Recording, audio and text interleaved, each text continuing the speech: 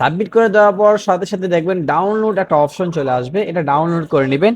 Download করে তারপরে এই আবেদন ফর্মটা আপনার সংশ্লিষ্ট যে নির্বাচন অফিস আছে ওই অফিসে নিয়ে যাবেন। তার পূর্বে আপনার কাউন্সিলর বা মেম্বার হলে মেম্বার চেয়ারম্যান দিয়ে সিগনেচার করে কয়েকটা মোবাইলে কিংবা কম্পিউটার থেকে ক্রোম ব্রাউজারে যাওয়ার পর আমরা সার্চ বাটনে যে লিখবো এনআইডি সার্ভিসেস, ঠিক আছে, অথবা এনআইডি সার্ভিস লিখলেও পারবেন। আমি সার্ভিস লিখে সার্চ দিলাম। সার্চ দেওয়ার পর এরকম একটা ইন্টারফেস আসবে। আসার পরে আপনাদেরকে এনআইডি যে প্রথম এনআইডি ডাব্লিউ বিডি যে অপশনটা আছে সেখানে আমরা ক্লিক করব। তারপরে আমাদেরকে যে কাজটা করতে হবে এনআইডি অনলাইন সার্ভিস যেখানে আছে সার্ভিসেস সেখানে আমরা ক্লিক করব। ক্লিক করার পরে একটু লোডিং নিবে, লোডিং নেওয়ার পরে এখানে দেখেন রেজিস্টার করুন, আর এখানে আরেকটা অপশন আছে আবেদন করুন। যেহেতু আজকে আমরা নতুন এনআইডি কার্ডের জন্য আবেদন করব, সেজন্য আমরা আবেদন করুনে ক্লিক করেন। ক্লিক করার পর যে ব্যক্তির নাম আপনি এখানে লিখতে যাচ্ছেন বা যার ভোটার আইডি কার্ড করবেন তার সম্পূর্ণ নাম যেভাবে জন্ম নিবন্ধনে দেওয়া আছে সেটা এখানে লিখে দিবেন। ধরে নেন আমি আমার নামটা লিখে দিলাম।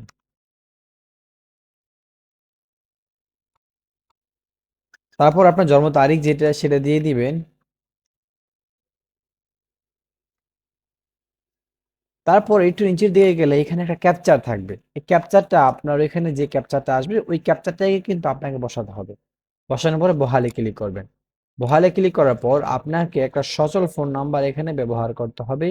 ওই নাম্বারে একটা ওটিপি প্রদান করা হবে, ওই ওটিপিটা দিয়ে আপনাকে আবেদন করে যেতে হবে। তো আমি নাম্বারটা দিয়ে দিলাম। দিয়ে দেওয়ার পরে এখানে বার্তা বাটন ক্লিক একটা অপশন আছে, এখানে আমাদেরকে বার্তা বাটন ক্লিক করতে হবে। ক্লিক করার কিছুক্ষণ পর 105 মানে 105 থেকে আপনার মোবাইলে একটা কোড চলে যাবে। কোডটা আপনাকে এখানে বসিয়ে দিতে হবে। তো আমি আমার যে কোডটা আছে সেই কোডটা এখানে বসিয়ে দিচ্ছি। দেওয়ার পর বহালে ক্লিক করবেন। ক্লিক করলে এখানে আপনাকে একটা ইউজার নেম দিতে বলছে আর একটা হচ্ছে পাসওয়ার্ড।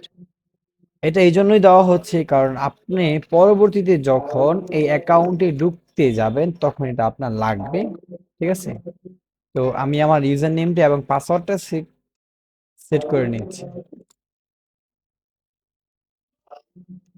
তারপর আপনাকে যেটা করতে হবে এরকম যদি আপনার একটা ইউজার নেম পাসওয়ার্ড দিয়ে একটা অ্যাকাউন্ট অ্যাক্টিভ করে ফেলেন তাহলে এরকম একটা অপশন আসবে, সেখানে আপনি প্রোফাইলে ক্লিক করবেন। প্রোফাইলে ক্লিক করার পরে আপনারা দেখতে পাচ্ছেন এখানে এডিট, এই এডিটে ক্লিক করেন। ক্লিক করার পর আপনার নাম বাংলায় যেটা ছিল, ঠিক আছে, সেটা আপনি এখানে দিয়ে দেন।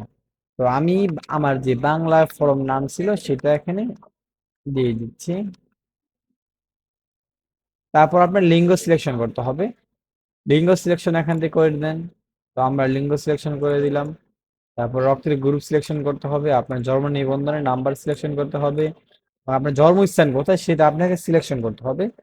তো আমি আমার জন্মস্থানটা মানে যে ব্যক্তি আইডি কার্ডটা করতেছি তার জন্মস্থানটা আমি এখান থেকে সিলেকশন করে দিচ্ছি। তারপর নিচের দিকে যান। এখানে পিতার আইডি কার্ড আছে, পিতার আইডি কার্ডের নাম্বার এখানে বসিয়ে দিতে হবে আপনাকে। ধরেন আমি পিতার একটা আইডি কার্ড আহ বসিয়ে দিলাম, ঠিক আছে। তারপর পিতার ID card voter ID number বসাই দিবেন এবং ভোটার আইডি কার্ডে বাবা মায়ের নাম যেভাবে আছে এখানে কিন্তু সেম ভাবেই দিবেন, ঠিক আছে। সবকিছু কমপ্লিট করার পরে আপনারা একটু নিচের দিকে চলে যাবেন। এখানে বৈবাহিক অবস্থা, আপনি যদি বিবাহিত হন তাহলে বিবাহিত দিবেন, আপনি যদি অবিবাহিত হন সেক্ষেত্রে অবিবাহিত সিলেকশন করবেন। তো আমি যে ব্যক্তির আইডি কার্ডটার জন্য আবেদন করতেছি সে হচ্ছে অবিবাহিত, এই জন্য আমি অবিবাহিত সিলেকশন করলাম। তবে একটা জিনিস মাথায় রাখতে হবে, যদি আপনি এখানে বিবাহিত সিলেকশন করেন সেক্ষেত্রে আপনাকে কাবিননামা দিতে হতে পারে, অথবা আপনার স্ত্রীর বা হাজবেন্ডের জন্ম নিবন্ধন কিংবা আইডি কার্ড এখানে শো করতে হতে পারে। তারপরে আসেন আপনার শিক্ষাগত যোগ্যতা। তো আপনার শিক্ষাগত যোগ্যতা যা দিবেন, হ্যাঁ, তা কিন্তু আপনাকে সঙ্গে সাথে জমা দিতে হবে। আর পেশা হচ্ছে সে একজন বর্তমান বেকার।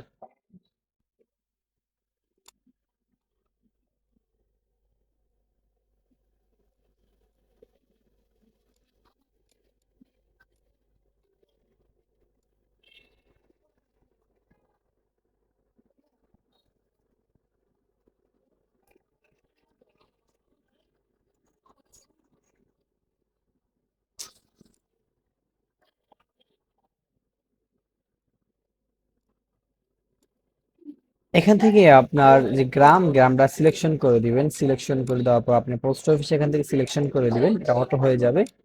সেম ভাবে আপনার স্থায়ী ঠিকানাটা এখানে বসিয়ে দিবেন।